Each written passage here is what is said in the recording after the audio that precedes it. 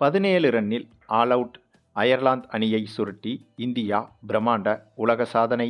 T20 cricket வரலாற்றில் number 1 போட்டியாக மாறிய மிரட்டல் மேட்ச். இந்தியா அயர்லாந்து ரசிகர்களை தாண்டி ஒட்டுமொத்த மற்ற நாட்டு கிரிக்கெட் ரசிகர்களும் அதிர்ச்சி. அந்தளவுக்கு கொடூர சம்பவம் செய்த இந்திய அணி, அதாவது இந்திய கிரிக்கெட் அணி தற்போது அயர்லாந்துக்கு எதிரான டி20 கிரிக்கெட் தொடரில் விளையாடி வருகிறது. இதில் சமீபத்தில்தான் முதல் டி20 போட்டியும் அடுத்த டி20 போட்டியும் முடிவடைந்திருந்தது. அந்த போட்டியை பொறுத்தவரையில் இந்திய அணி அயர்லாந்து அணியை எளிதாகவே வீழ்த்தியிருந்தது. ஆகவே அதனைத் தொடர்ந்து தற்போது அடுத்த டி20 போட்டியில் இந்த இரு அணிகளும் களமிறங்கியது.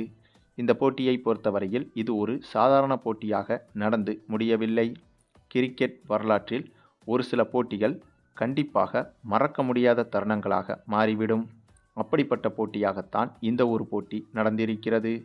இந்தியா அயர்லாந்து அணிகளுக்கு எதிரான இந்த கிரிக்கெட் தொடர் என்பது தற்போது நடந்து வருகிறது. இதில் இந்திய அணி சார்பில் முக்கியமான நட்சத்திர வீரர்கள் பெரும்பாலும் பங்கேற்கவில்லை. ஸ்ரேயஸ் ஐயர் தலைமையிலான இந்திய அணிதான் களமிறங்கியிருக்கிறது. ஆனால் முக்கியமான நட்சத்திர வீரர்கள் இல்லை என்றாலும் முக்கியமான 3 அணுகுண்டுகள் இந்திய அணியில் இருக்கிறது. அணுகுண்டுகள் என்று சொல்வதை விட அணு ஆயுத குண்டுகள் என்றுதான் சொல்ல வேண்டும். அந்தளவுக்கு அப்படிப்பட்ட 3 கொடூரமான பேட்ஸ்மேன்கள் இந்த தொடரில் இந்திய அணிக்காக களமிறங்குகின்றனர். அந்த 3 பேரில் ஒருவர் இசான் கிசான். இவருடைய அதிரடி என்பது சமீப காலங்களாக எந்தளவுக்கு இருக்கிறது என்பதை எல்லோருமே அறிந்திருப்போம். தாறுமாறாக பொளந்து கட்டி விடுவார் எதிரணி பவுலர்களை. அதே போல 2வது நபர் அபிஷேக் சர்மா. இவருடைய அதிரடி என்பது டி20 போட்டி என்று வந்துவிட்டாலே சும்மா தெறிக்க விட்டு விடுவார். அதுவும் போட்டியின் முதல் பந்தையே சிக்ஸர் அடிப்பதில் இவர் மிகவும் வல்லவர்.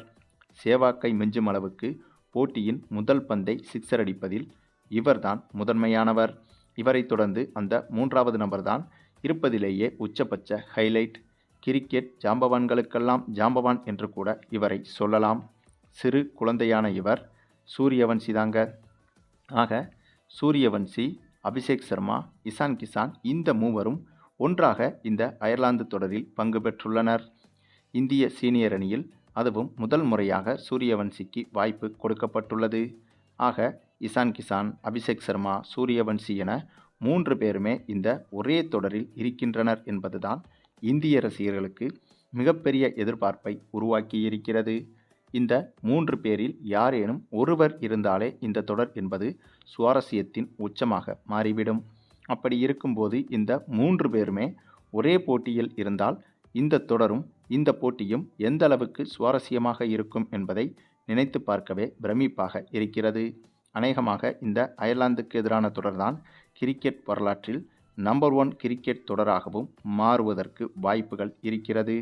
அந்தளவுக்கு இந்த 3 பேரும் இந்த தொடரில் உண்டு இல்லாமல் என்று அயர்லாந்து அணியை பண்ணப் போகிறார்கள் என்பது மட்டும் உறுதி. மேலும் இந்த மூவரும் ஒன்றாக சேர்ந்து களமிறங்கினால் இந்த தொடரில் கற்பனைக்கு எட்டாத அளவுக்கு கூட ரன்கள் குவியும் என்பதும் முக்கியம். ஆக அப்படிப்பட்ட சூழலில்தான் இந்த இரு அணிகளுக்கு எதிராக நடந்து முடிந்த முதல் டி20 போட்டி மற்றும் 2வது டி20 போட்டிகளில் இந்திய அணி பிரம்மாண்ட ரன் குவிப்பை செய்து அயர்லாந்து அணியை எளிதாக வெற்றி பெற்றது.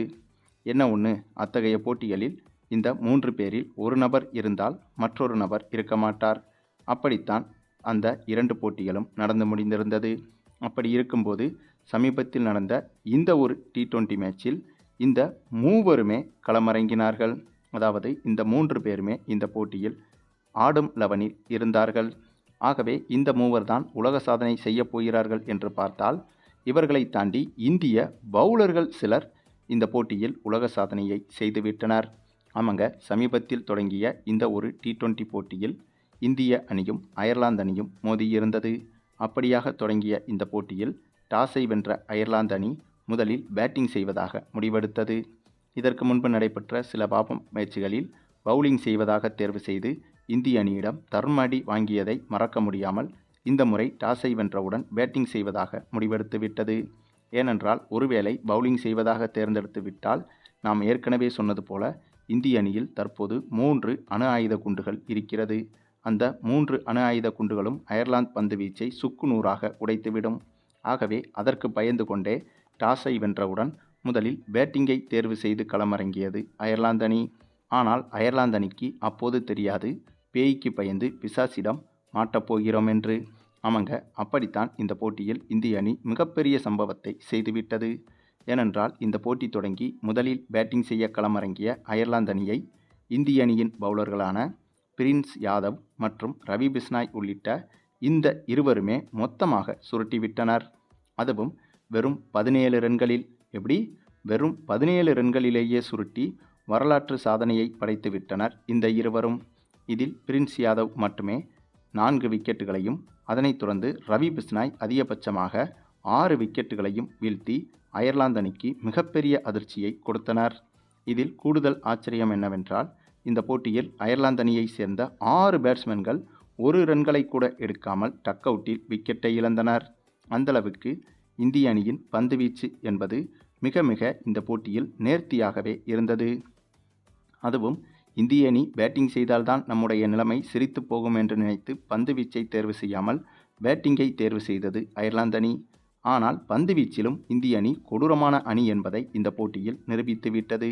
ஆகவே தற்போது இருக்கும் இந்திய அணியில் எந்த பவுலர்கள் இருந்தாலும் இல்லை என்றாலும், எந்த பேட்ஸ்மேன்கள் இருந்தாலும் இல்லை என்றாலும், இந்திய அணி என்பது தரம் வாய்ந்த அணி என்பதில் எந்த ஒரு சந்தேகமும் கிடையாது என்பதற்கு இந்த ஒரு போட்டியும் உதாரணம். அதுவும் நீண்ட நாட்களுக்கு பிறகு ரவி பிஷ்னாய் மீண்டும் சிறந்த ஃபார்முக்கு திரும்பியிருக்கிறார். ஆகவே இந்த ஒரு விஷயமும் இந்திய அணிக்கு இன்னும் கூடுதலான அட்வான்டேஜை ஏற்படுத்தியிருக்கிறது. ஏனென்றால் சமீபத்தில் இந்திய அணிக்கு ஒரு நிலையான ஸ்பின்னர் என்பதில் யாருமே இடம்பெறவில்லை. ஒரு சில போட்டிகளில் மட்டுமே ஒரு சில ஸ்பின் பவுலர்கள் சிறப்பாக செயல்படுகிறார்கள். மற்றபடி சிறந்த ஸ்பின் பவுலர்கள் என்று இந்திய அணியில் இப்போதைக்கு யாருமே நிரந்தரமாக கிடையாது. இதற்கு முன்பு இந்திய அணி வரலாற்றில் அனில் கும்ப்ளே, ஹர்பஜன் சிங், ரவிச்சந்திரன் அஸ்வின் என்று இந்திய அணிக்கு நீண்ட வருடங்களாக நிலையான பவுலர்களாக இருந்து வந்தனர். ஆனால் இப்போது அந்த வரிசையில் யாருமே தற்காலிகமாக இந்திய அணியில் இல்லை என்பதுதான் நிதர்சனமான உண்மை.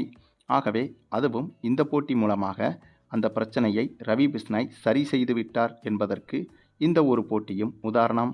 மேலும் ஏற்கனவே சமீபத்தில் நடைபெற்ற 2 வார்ம் அப் மேட்சுகளிலும் தொடர்ச்சியாக தோல்விகளை தழுவிய அயர்லாந்து அணி இந்த வார்ம் அப் மேட்சிலும் மீண்டும் தோல்வியை தழுவியிருக்கிறது.